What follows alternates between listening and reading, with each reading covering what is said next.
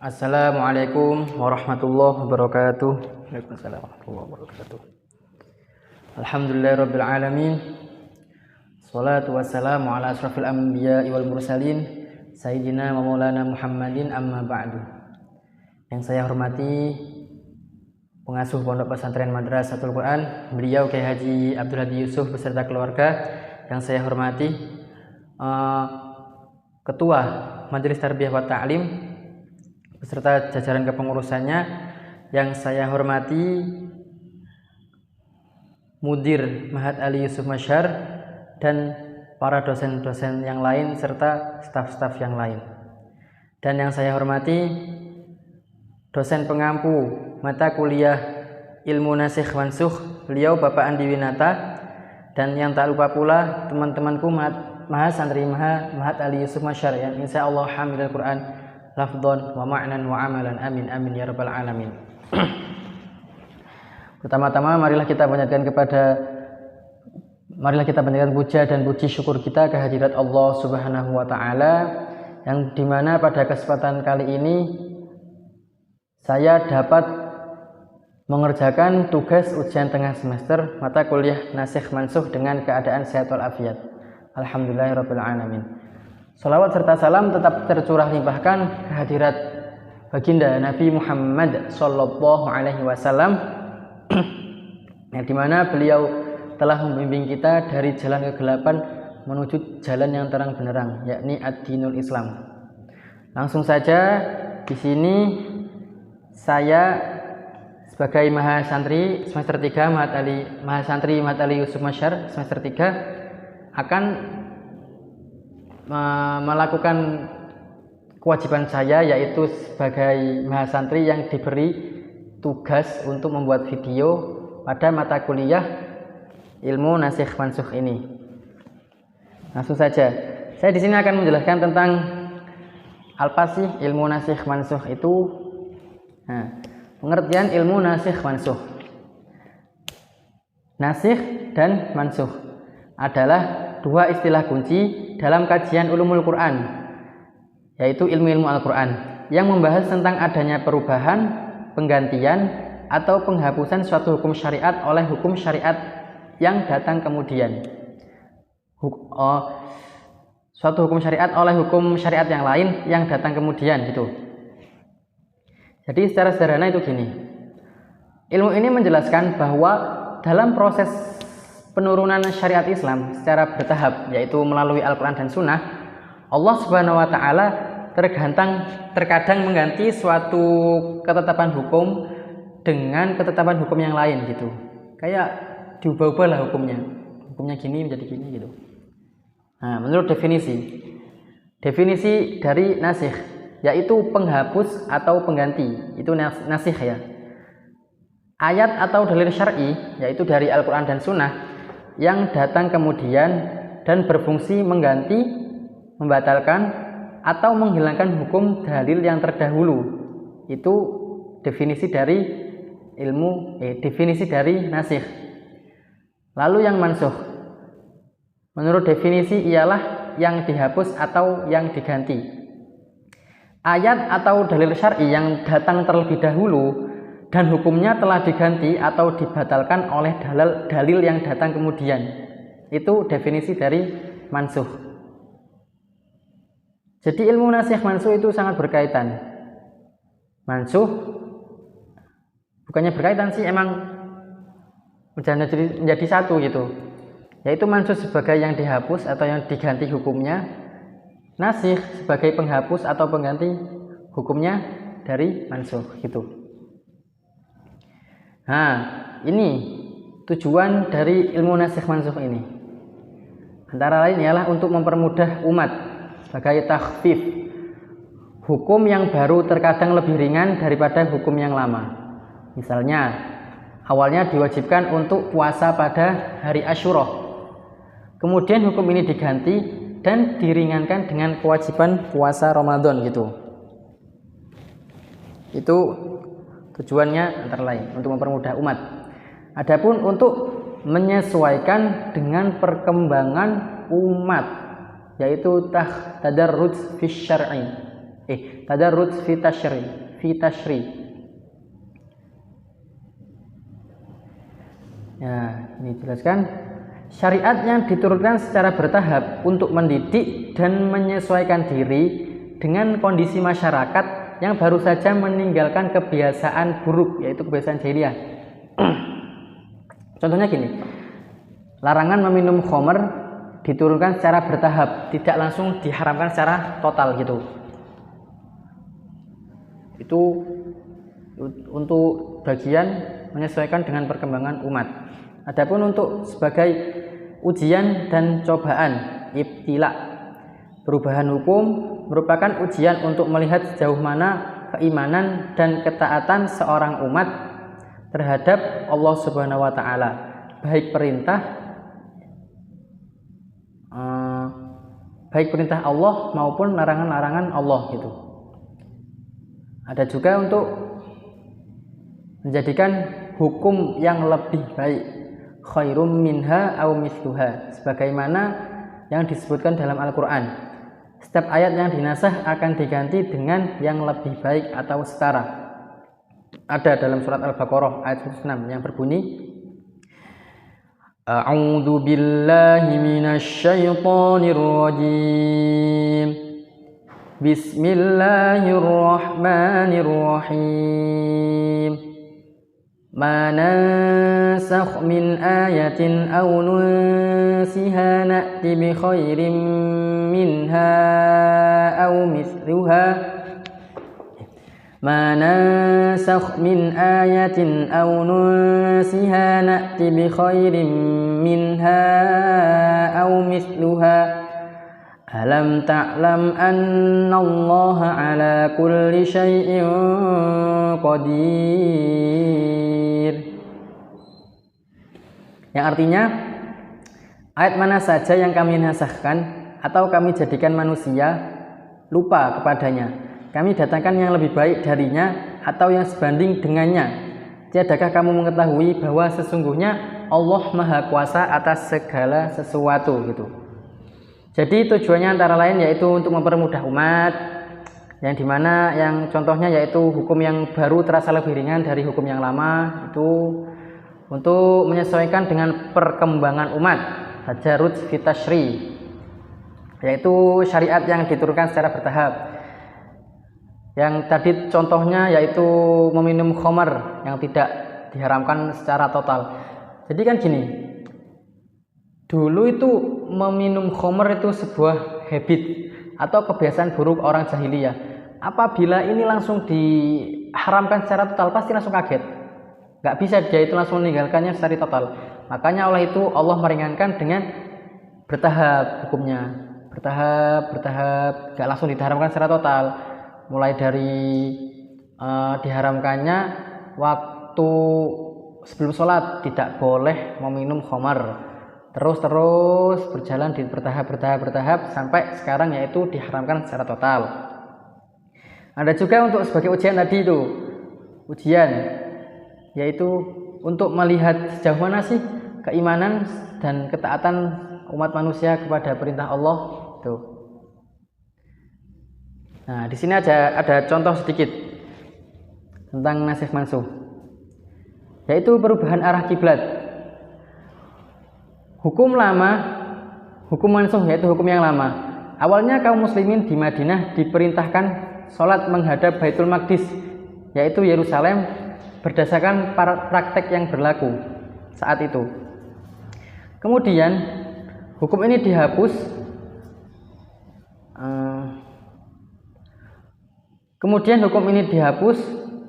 Dan turunlah firman Allah Subhanahu wa taala yang memerintahkan untuk memalingkan wajah ke Masjidil Haram atau Ka'bah di Mekah. Jadi kan dulu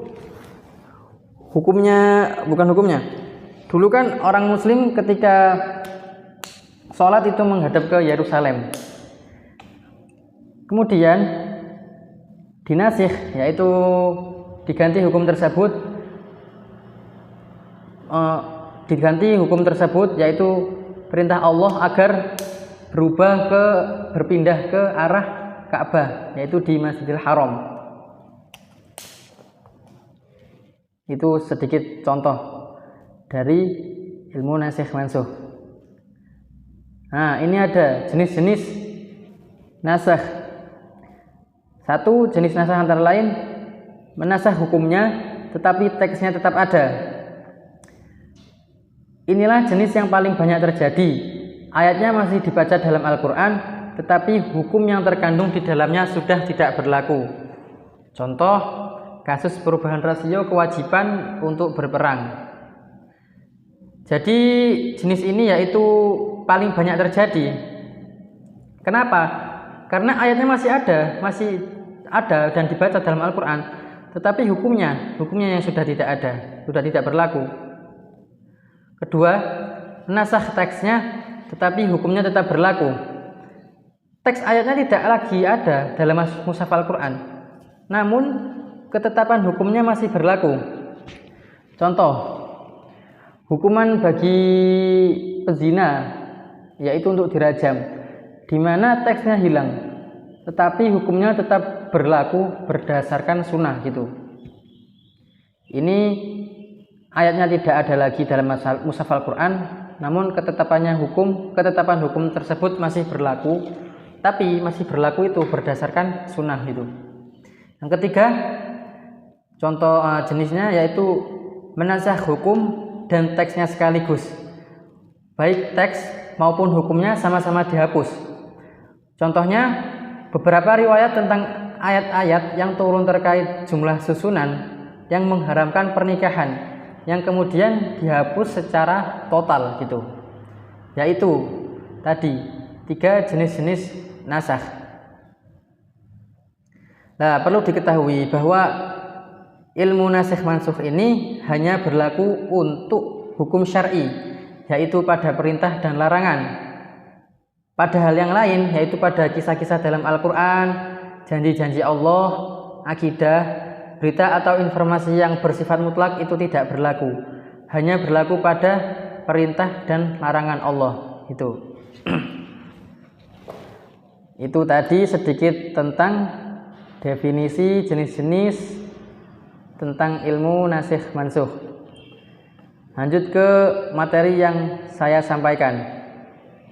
Di sini saya mengambil pada surat Al-Furqan ayat 63 yang berbunyi, A'udzu billahi minasy syaithanir rajim.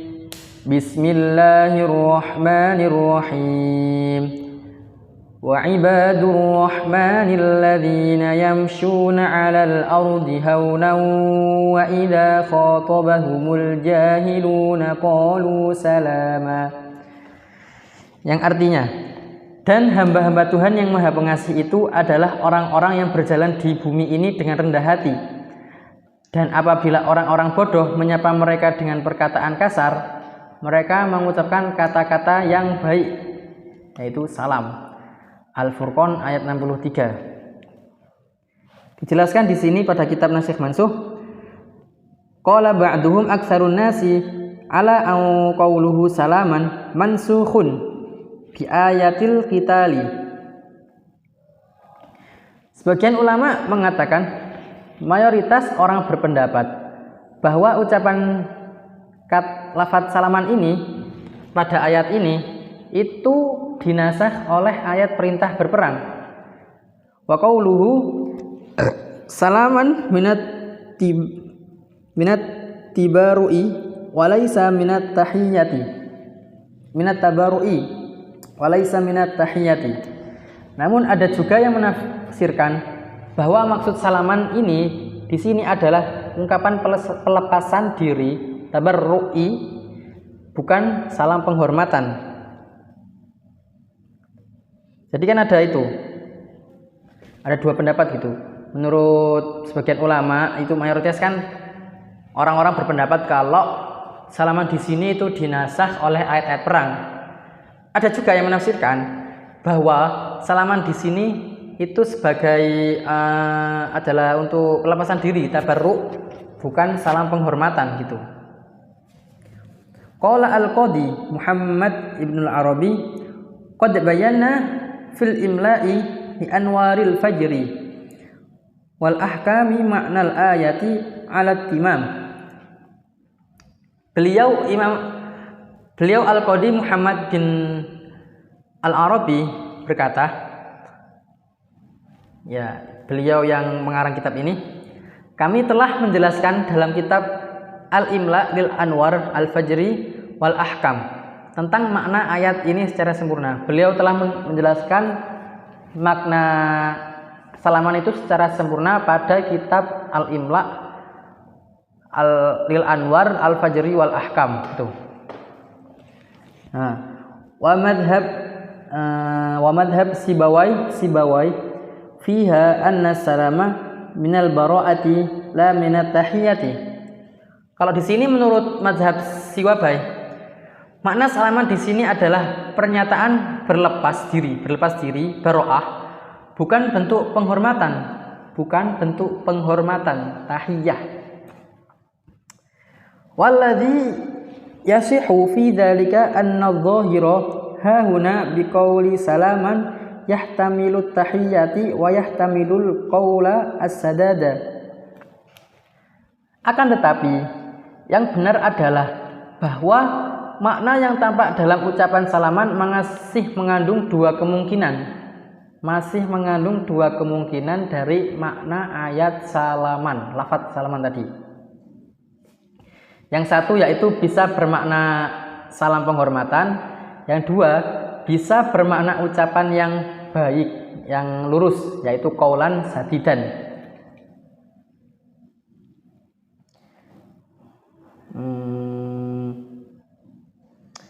Walam yata'ayyanu ahaduhuma wa ayyul wajhaini kana fa innal ayata makhsusatan fil haditsaini bil amri bil qitali baqiyatun fi ahli dhimmah wa man jahila minal muslimina 'alal muslimina fa inna minal hasani hamla jafa'il muslim lil muslimi.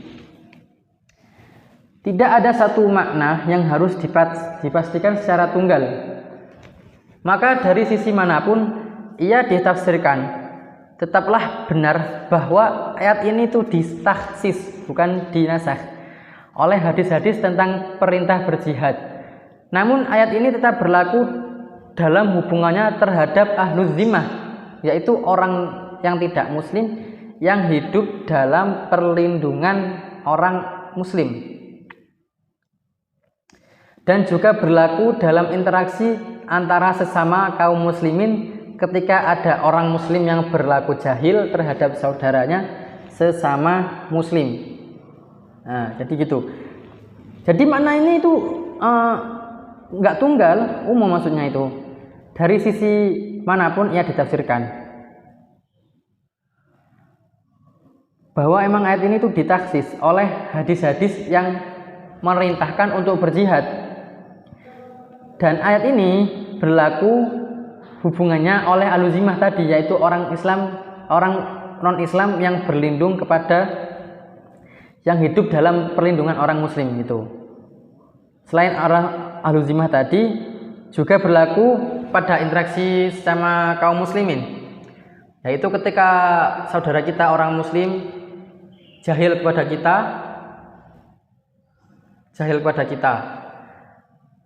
terhadap saudara muslim, saudara sesama muslimnya tadi itu, tentang ayat ini.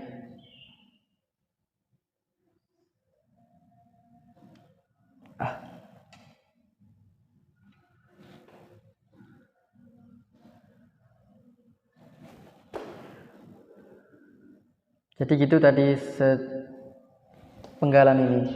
Lanjut, jadinya gitu ya.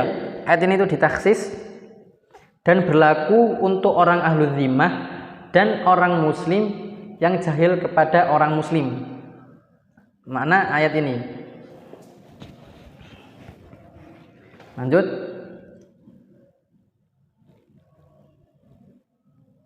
Ma lam ya'du dzalik alaihi bizullatin aw mudarratin wala ba'sa bi ay yusallama alaihi bitahiyati wa yuqabiluhu bil qaulil al hasani. Jadi ini, maka jika ada seorang muslim yang berlaku kasar terhadap muslim lainnya, dibolehkan untuk menghadapi kekasarannya dengan kelembutan, selama hal itu tidak menjatuhkan kehormatan dirinya atau menimbulkan mudorot. Tidak mengapa pula membalas dengan ucapan salam penghormatan atau jawaban yang baik gitu. Jadi apabila ada orang muslim berkata kotor atau berperilaku kasar terhadap saudara muslim yang lainnya, itu hendaknya menghadapinya itu dengan kelembutan, tidak dengan kekasaran, selama hal itu tidak menjatuhkan kehormatan dirinya atau menimbulkan mudorot gitu. Jadi diperbolehkan, mending itu tidak saling dia ini memberikan kita sebuah kekasaran. Jangan kita kasih kekasaran lagi. Hendaknya kita memberikan feedbacknya tadi itu dengan kelembutan atau dengan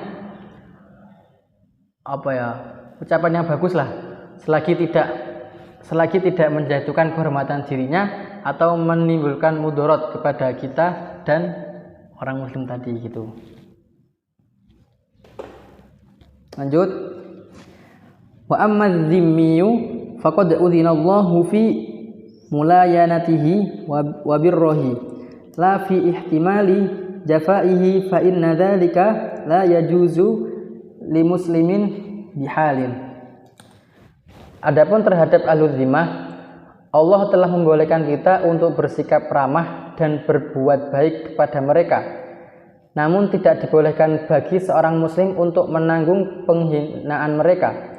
Karena menanggung penghinaan dari ahlul zimmah tidak boleh sama sekali dalam kondisi apapun gitu. Kira-kira apa sih ahlul zimmah itu? Nah, di sini saya akan menjelaskan siapakah ahlul zimmah itu.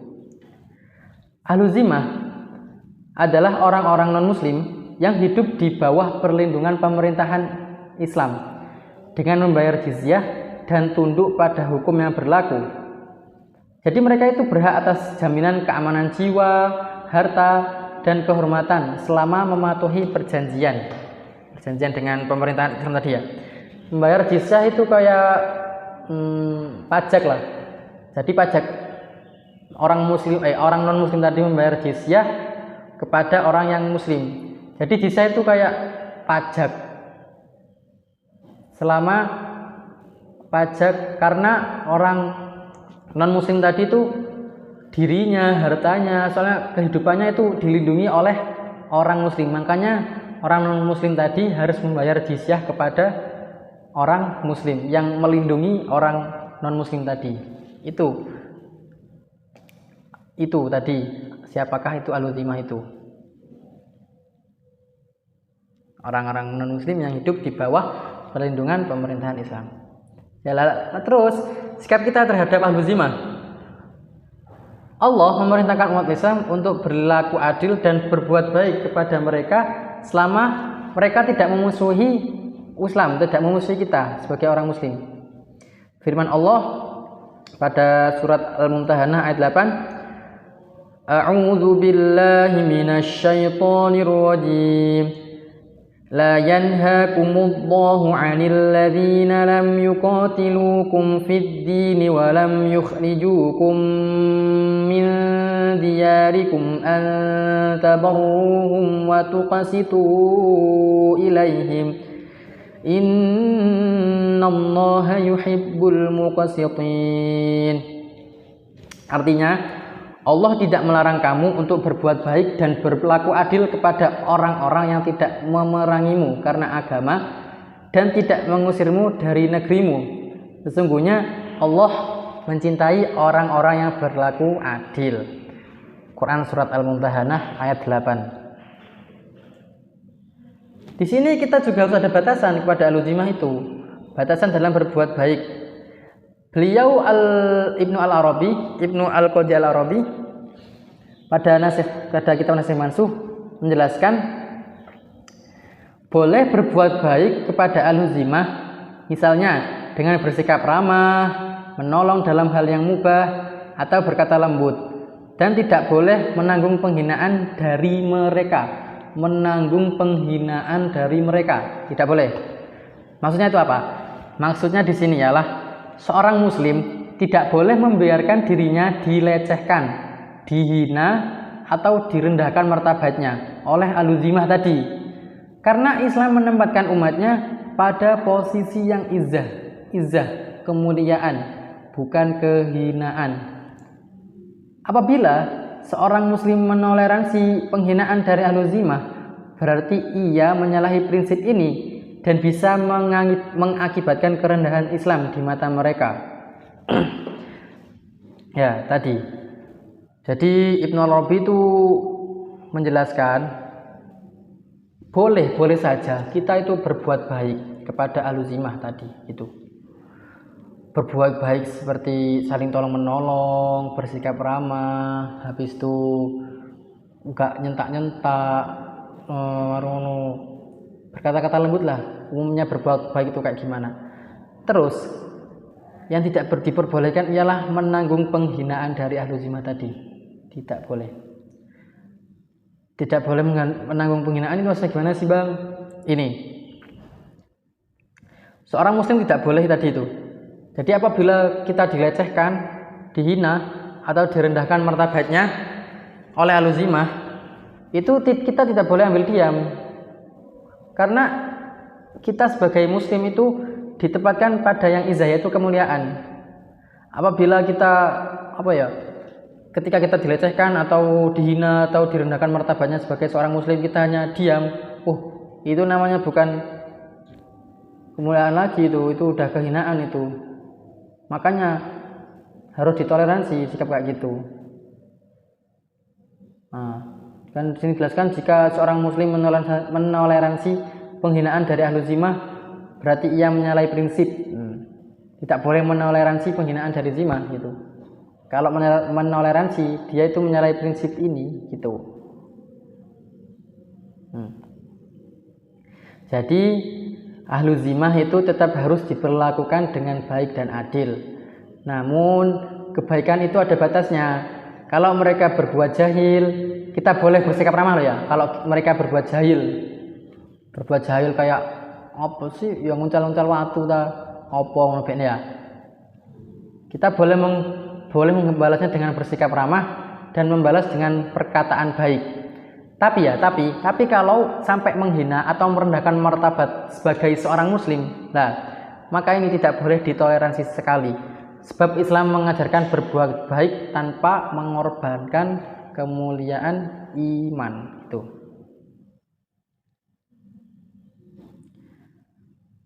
Alhamdulillah, sampai pada kesimpulan materi yang saya paparkan. Kesimpulannya ini, sebagian ulama tadi itu berpendapat bahwa ucapan salaman di ayat ini mansuh oleh ayat qital, yaitu perintah berperang. Karena umat Islam tidak boleh hanya membalas dengan salam kepada orang jahil, tetapi harus menegakkan amar ma'ruf nahi mungkar, bahkan berjihad jika perlu.